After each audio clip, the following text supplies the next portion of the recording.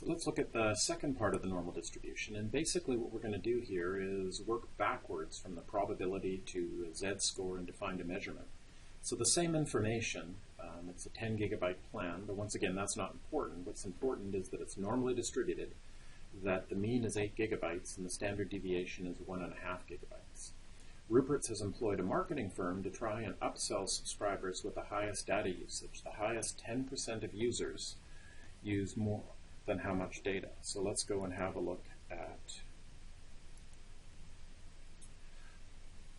our standard normal curve. So first thing I'll do is I'll draw a curve, and I'll draw the highest 10% of users. Now, it's going inside the curve, it's the highest 10%. It's not a z-score anymore, it's a probability. So I'm going to add 2 more zeros to it, because remember when we look in the table, that table is going to have probability to 4 decimal places.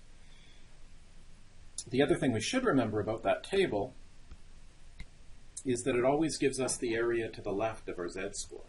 So if we've got 10% in the top tail, what we're going to look for to the left is 0.9000, and that'll give us our z-score.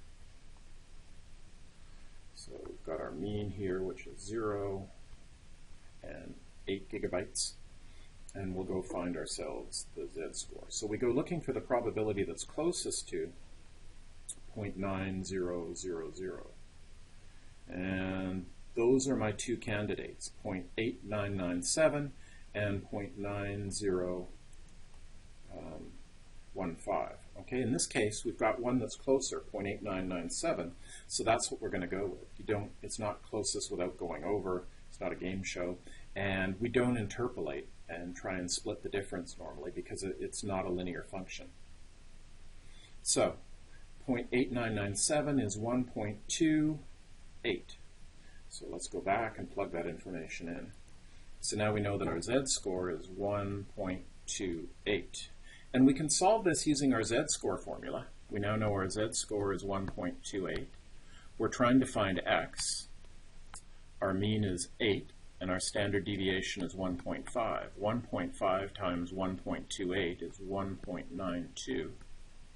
So 1.92 is equal to x minus 8. 8 plus 1.92 is going to give us our value, and our value is going to be 9.92 gigabytes and above.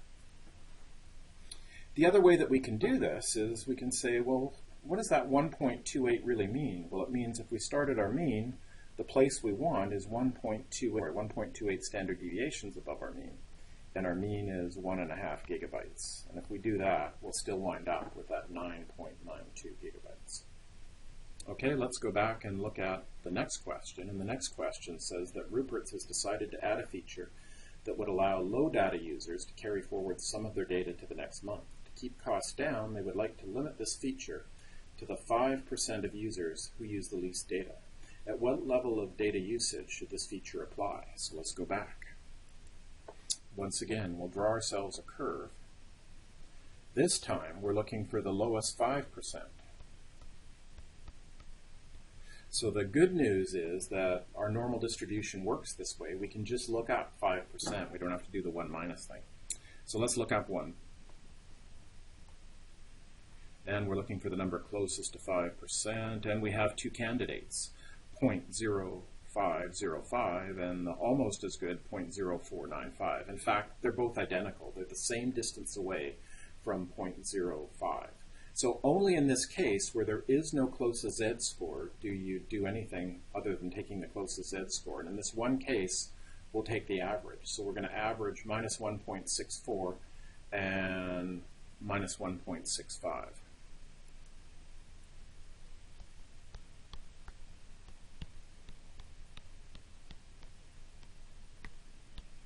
And if we do that, we wind up with minus 1.645 as our z-score.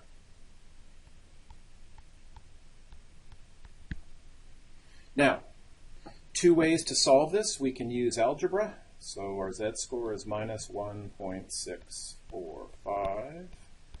We've got our x value, which is what we're trying to find. Our mean is 8, and our standard deviation is 1.5.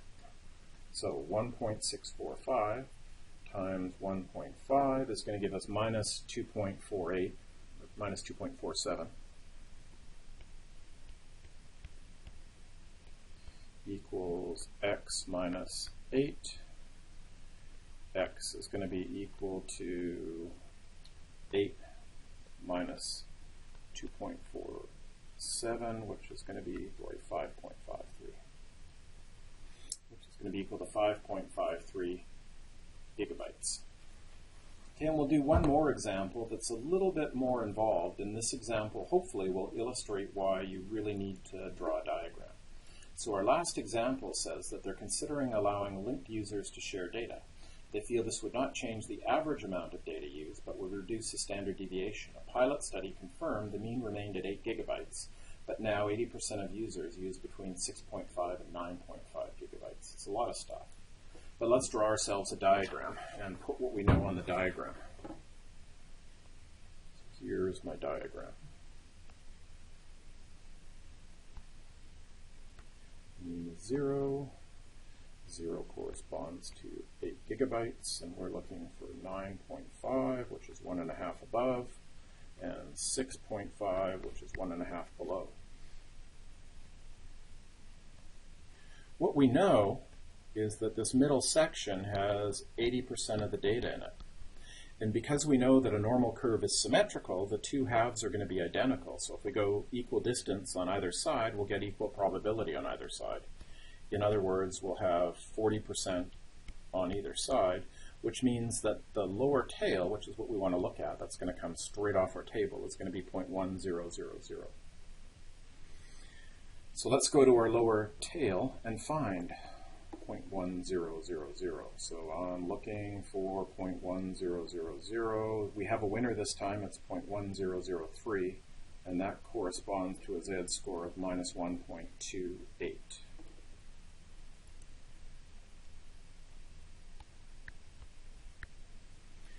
We could solve it using algebra, and in fact, in this case, that might be the best way. Our z-score is minus 1.28. It's going to be equal to our x value, which we now know is 6.5. Our mean is 8, and we're trying to find ourselves a new standard deviation, a new sigma. If we rearrange this, we wind up with sigma is equal to 6.5 minus 8 is minus 1.5.